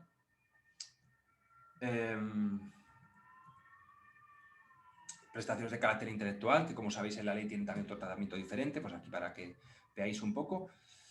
Y no me quiero ir, efectivamente, sin haber abordado la parte que me parece también más importante, que es escucharos un poco, serán y cuarto según mi biorritmo, bueno, y 20, ¿no? Llevo 5 minutos de retraso mental, y bueno, no sé, de tiempo. Que es ver, ya veis que esto es 1 hora y se da tiempo para lo que da. Hemos tratado el tema de unidad funcional, del fraccionamiento, de las diferencias de la tramitación, hemos visto un poco que es diferente, en definitiva, la teoría más exótica, la teoría más atrevida, puede ser diferente, esa consideración del plazo, de los trámites en los PANAPs para las adjudicaciones directas, ya digo, me consta que en Cataluña, por ejemplo, ya hay algunas entidades que sí que lo están aplicando esa diferenciación y también, por ejemplo, en el País Vasco, en otros sitios no lo sé. Sé que la teoría general, la más conservadora, no es la que yo he planteado. O sea, yo lo tenía tan fácil como simplemente decir, el límite son los mismos, Víctor, que me contabas, el límite son los mismos, 50.000 y 15.000, los poderes adjudicadores tienen un límite de 1 año en sus contratos menores, aunque sean de 5 euros o de 23. Y me hubiera quedado tan a gusto y no me meto en líos. Bueno, hemos visto que las 3 ofertas no son obligatorias salvo para la Administración General del Estado, salvo que os las hayáis autoimpuesto, y en cualquier caso jamás son obligatorias porque la ley no las obligan y podéis simplemente justificar no hacerlo. Sistemas alternativos podría ser un SDA, como hemos dicho, se pasa un ejemplo, y vamos a escuchar vuestras preguntas y también a hacer propuestas de cambios normativos. Vamos a ver si hay preguntas primero. En los negociados, en los NS, entiendo que en los negociados sin publicidad, hay que poner criterios de adjudicación y aspectos de negociación. No pueden coincidir y por lo tanto el precio no puede negociarse, ¿verdad? A ver, yo creo que en el procedimiento negociado sin publicidad primero hay que diferenciar si negocias con uno o con varios. Yo nunca he negociado con una entidad nada, o sea, negocia ya conmigo. Eso es así. Es decir, cuando estamos en un contrato por exclusividad, yo lo que suelo poner en los pliegos es una frase tal que así, como esto está siendo grabado, pues la veis. A la vista de que se está procediendo a llevar a cabo un procedimiento negociado por ausencia de competencia por razones técnicas del artículo 168.a.2 LCSP y en definitiva solo es posible la participación de un único operador en esta licitación, se ha procedido a llevar a cabo la negociación y se han fijado los términos de la oferta con carácter previo a la realización de este procedimiento de contratación. Como diciendo, antes de que presente la oferta y que haga yo este procedimiento ya hemos negociado, con lo cual no hace falta. En el resto de casos hay que poner criterios de negociación. A ver, los criterios de adjudicación son criterios de negociación. Criterios de adjudicación y aspectos de negociación es lo mismo. Otra cosa es, pueden coincidir, es que solo hay unos criterios de negociación. O sea, un criterio de negociación puede ser el precio, un criterio de negociación puede ser el material de que está hecho esto. Por supuesto que cabe negociar sobre el precio. Otra cosa es que sea o no interesante, y habrá que ver en cada caso, pero sí que cabe negociar sobre el precio, sí que cabe negociar sobre cualquier otro aspecto. La ley lo único que te dice es que no cabe negociar, y quizás de ahí tu apreciación, dice no cabe negociar sobre los criterios de adjudicación. ¿Eso qué significa? Que una vez que tú has dicho que vas a negociar estas 3 cosas, no puedes negociar de otra cosa. Tú has dicho que vas a negociar sobre el plazo, sobre el precio y sobre los materiales. Pues luego no puedes decir que vas a negociar sobre lo que sea, sobre la extensión del plazo de garantía. Eso significa. Bueno, yo antes, por lo menos por dejar claras algunas ideas que yo tengo, sin perjuicio de que si hay que extender o queréis que hable de cualquier otra cosa, insisto, yo creo que hasta, si miro mi agenda, aunque ahora hay que acabar con esto de las videoconferencias, una cosa que se lleva mucho es que hay que acabar a la hora en punto, pero ya digo, si queréis incluso que os diga cómo hacer un modificado para ampliar mediciones sin que sea considerado modificado, lo puedo hacer extendiendo. Mi siguiente cita es a las 11 menos 10. O sea que, bueno, a lo que voy. Y veo que siguen habiendo preguntas, pero dejadme que haga esto y planteando mientras preguntas, Catalina. ¿Qué cuestiones creo que son importantes modificar en la normativa? Como sabéis, ahora, entre otras cosas, la nueva ley de ciencia se va a actualizar. Yo lo primero que creo que es importante, Víctor nos sugería, es aclarar que los poderes adjudicadores no administración pública, o si queréis, para no liaros, que en los contratos que realicen las entidades que forman parte del SECTI, hasta 40.000 y 15.000 euros, sea cual sea, o hasta 50.000 si queréis, como digo yo. Da igual 50.000 o 100.000 o 214.000. Yo nunca jamás me pasaría de 214.000. ¿Por qué? Porque es el umbral comunitario. Pero hasta el importe que sea X, se podrá adjudicar de forma directa. ¿Queréis 50.000? Pues que hasta 50.000 se podrá adjudicar de forma directa. Que no será necesario informe. Que no será necesario solicitar 3 ofertas. Que no será necesario nada. Más que a quien se adjudique, que tenga capacidad y que no esté incluso en prohibición de contratar. Esa es la primera cosa. La segunda cuestión que podríamos plantear, ¿cuál es? Dejar claro que cada proyecto de investigación es en sí mismo una unidad funcional a los efectos de considerar que el objeto es completo y de que no existe fraccionamiento. También sería la siguiente cosa. Más atrevido aún, aclarar que los poderes adjudicadores de una administración pública pueden, siempre que sea menor al umbral, utilizar cualquier procedimiento de la ley por cualquier importe, que es lo que también llevamos años discutiendo algunas personas. Si mirar la exposición de motivos, en la práctica, menos el negociado sin publicidad, se permitiría elegir cualquier procedimiento. Por ejemplo, el abierto súper simplificado hasta 214.000 euros.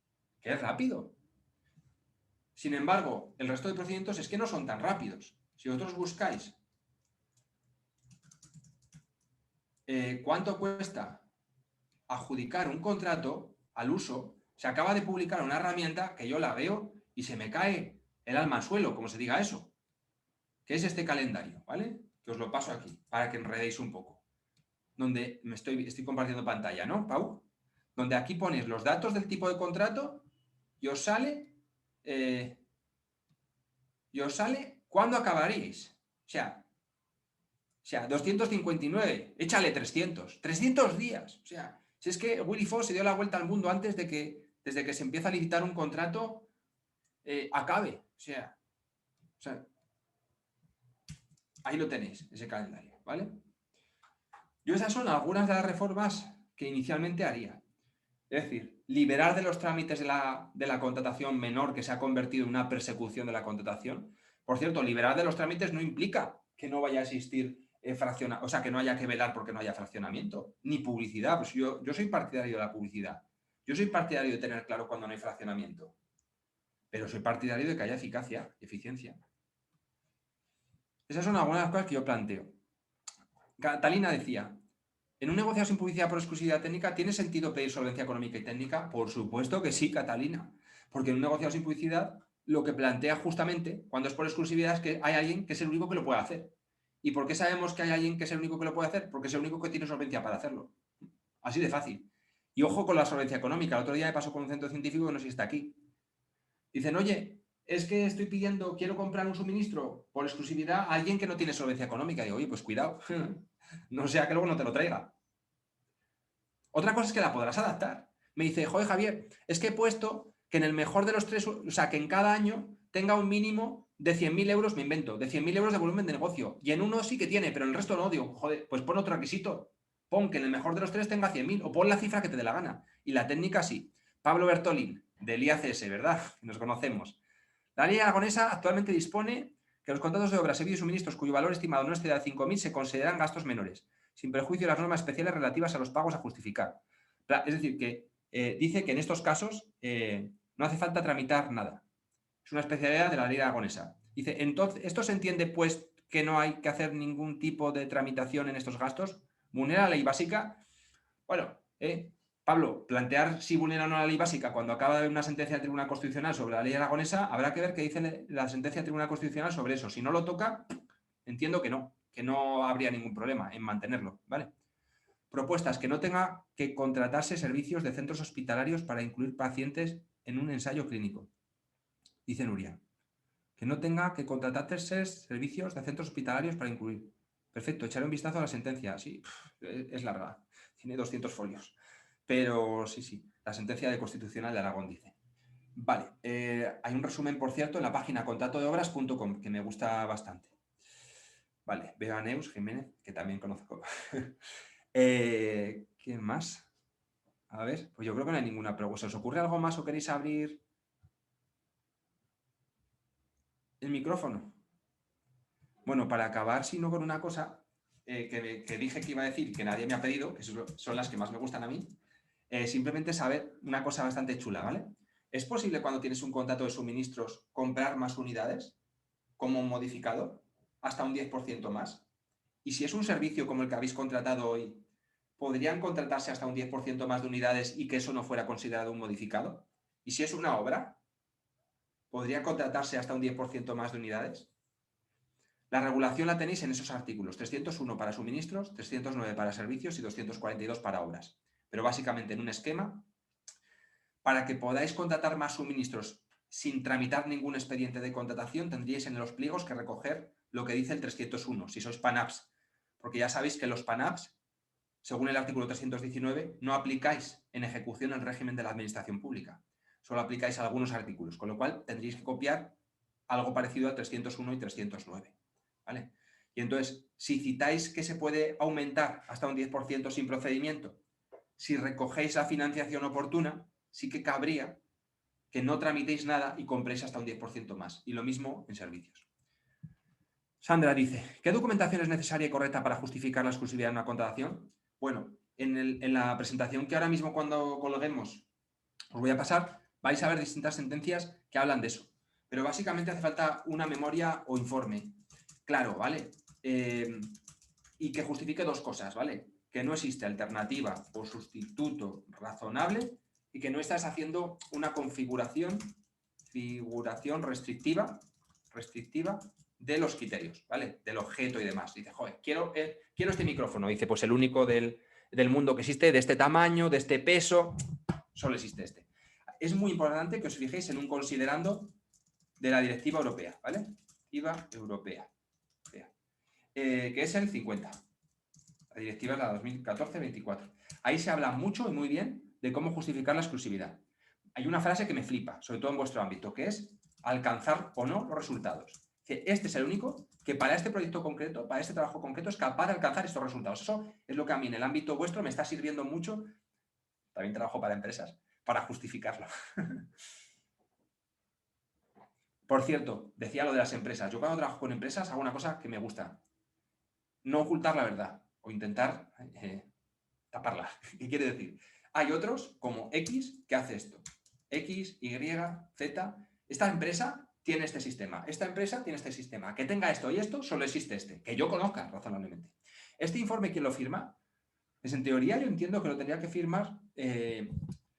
si vamos al artículo 116, que sería el equivalente a quien firma la memoria justificativa, el órgano de contratación. Si en vuestro caso no aplicamos el 116 para contratos que sean SARA, pues que lo firme persona del servicio de contratación. ¿Se puede eximir la solvencia en un artículo 168 por exclusividad si el BEC es inferior a 60.000 procedimiento del artículo 159.6? Bueno, hay una cosa en relación con el artículo 105, o sea, aquí ya me estáis preguntando muchas cosas a la vez. Yo lo primero que os voy a decir es que la exclusividad, a mi entender, exige que solo haya uno que lo puede hacer. Y ese haber uno que lo puede hacer quiere decir justamente que tiene solvencia. Ese es mi argumento. Que es el único capaz tiene una patente o que tiene los medios, y para mí eso es solvencia. Es decir, que para mí la solvencia va muy ligada a la exclusividad. Es lo que quiero decir. Es mi opinión personal para reforzar la exclusividad. Hay quien dice, ya, pero es que como es un importe inferior a 159.6, lo primero que te voy a decir, te voy a dar la respuesta, ¿eh? El 159.6 habla de un procedimiento, que es el súper simplificado. Te voy a decir una cosa, si tú te vas al procedimiento súper simplificado, aplica lo que ponga ya, pero si tú te vas a otro procedimiento, no puedes excepcionar la publicidad. O sea, no puedes excepcionar la solvencia. Es verdad que hay un artículo, ya digo que esto es en plan a pillar, hay un artículo que ahora lo tendría que improvisar y buscar, que me suena que está en el Real Decreto 1098-2001, que diría que es el artículo 11, apartado 6, a ver si me sale bien en la cabeza, ¿eh? Ole, que me va a salir, creo. 11, ole, mira, aquí lo tienes. Este sí que me gusta más para ti, persona que has preguntado. ¿Sabes lo que pasa? Que ya no es que si tú elijas, Javier te está diciendo, si tú vas a un procedimiento concreto, sigue las reglas de ese procedimiento concreto. Pero si tú te vas a otro que no excepciona la solvencia, no puedes dejar de pedirla. Eso es lo que yo te he dicho. Pero también te digo, que sepas que el Real Decreto 1098-2001, en el artículo 11.5, permite esto que veis aquí. Permite que para contratos de menos de 35.000 dice de 35. No dice 60. No se exija solvencia. O mejor dicho, los dictadores puedan no presentarla. Con lo cual, con base en esto, hay mucha gente que no pide solvencia en contratos de menos de 35.000. Hasta ahí puedo decir yo. A ver si hay alguien que dice alguien más. ¿Qué documentación es necesaria? Pues no sé, yo creo que ya he respondido todas. Cumplimos, bueno, no sé, a ver. Chatear. ¿Puedes repetir el Real Decreto? No solo lo repito, sino que te dejo el enlace. No lo veo. Real Decreto 1098-2001, ¿vale? Artículo 11.5. Ahora sí lo veis.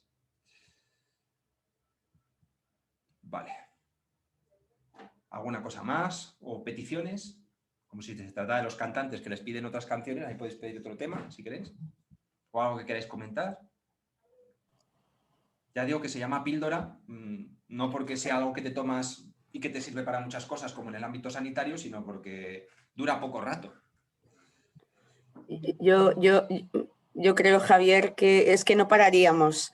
De verdad que estaríamos toda la mañana, todo el día y seguramente pues a lo mejor deberíamos hacer una tercera píldora, cuarta píldora e ir siguiendo. Muchísimas gracias por toda tu explicación. Realmente ha sido, creo que, muy aprovechosa. Podemos aprovechar muchísimos temas de los que nos has comentado. Cosas que, bueno, algunas herramientas, el tema del calendario a mí me ha dejado como wow, porque es así, realmente es así, pero siempre lo contábamos con, bueno, más o menos, ¿no? Siempre íbamos más o menos. Creo que nos has abierto también los ojos a otros temas. Esto es un principio. Comentaros también a nivel general que lo que has comentado de la ley de la ciencia, la actualización que ahora el Ministerio pretende hacer, desde la RESIC nos hemos postulado porque haya un cambio también en normativa de contratación pública. Pues queremos ir a lo máximo. Sabéis que la ley de contratación es una transposición de una normativa europea y que hay países europeos pues, que han sido más laxos y España pues, ha sido muy restrictiva en este tema. Entonces vamos a por todas, ¿no? A intentar lo que sea. Sí que es verdad que nos encorseta muchísimo esta ley de contratación, como otros temas, no solo esto, sino muchísimos otros temas que tenemos en nuestra actividad diaria. Pau, no sé si quieres añadir algo más, pero yo daría ya por finalizada esta píldora. No, me adhiero a ti en los agradecimientos y la sesión se me ha hecho cortísima. Ojalá podamos organizar en futuro una más que nos complete y amplíe aún más porque los temas son inacabables. Muchas gracias, Javier.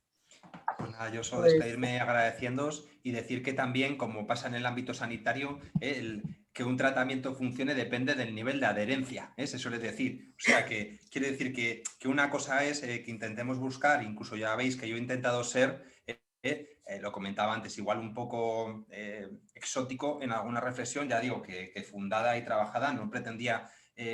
insisto, dar publicidad de nada, porque creo que he dado las claves, por ejemplo, para diferenciar entre contratos menores y adjudicaciones directas, he dado todas las interpretaciones que hay, pero es verdad que ello no tiene que hacer que no pensemos en que no tenemos que aplicar la ley en nada, ¿no? Yo creo que sí que es verdad que se pueden subir las cuantías hasta un importe mucho más elevado, o sea, hasta el importe SARA, donde no hay interés transfronterizo. Yo creo que, ¿por qué 50.000 y no 100.000 o más? Cuando estamos hablando justamente de de que en el ámbito de la investigación, más que en ninguno, es imperioso adoptar, cuando lo es, cuando lo sea, porque me dices, no, lo quiero aplicar también a los seguros, lo quiero aplicar al combustible. Digo, hombre, pues no. Quiero decir, que también hay gente a que le das la mano y te coge el brazo entero y dice, oye, ya que me dejan liberarme hasta 200.000 euros, como pasa en muchos centros de investigación que no han aplicado jamás la ley.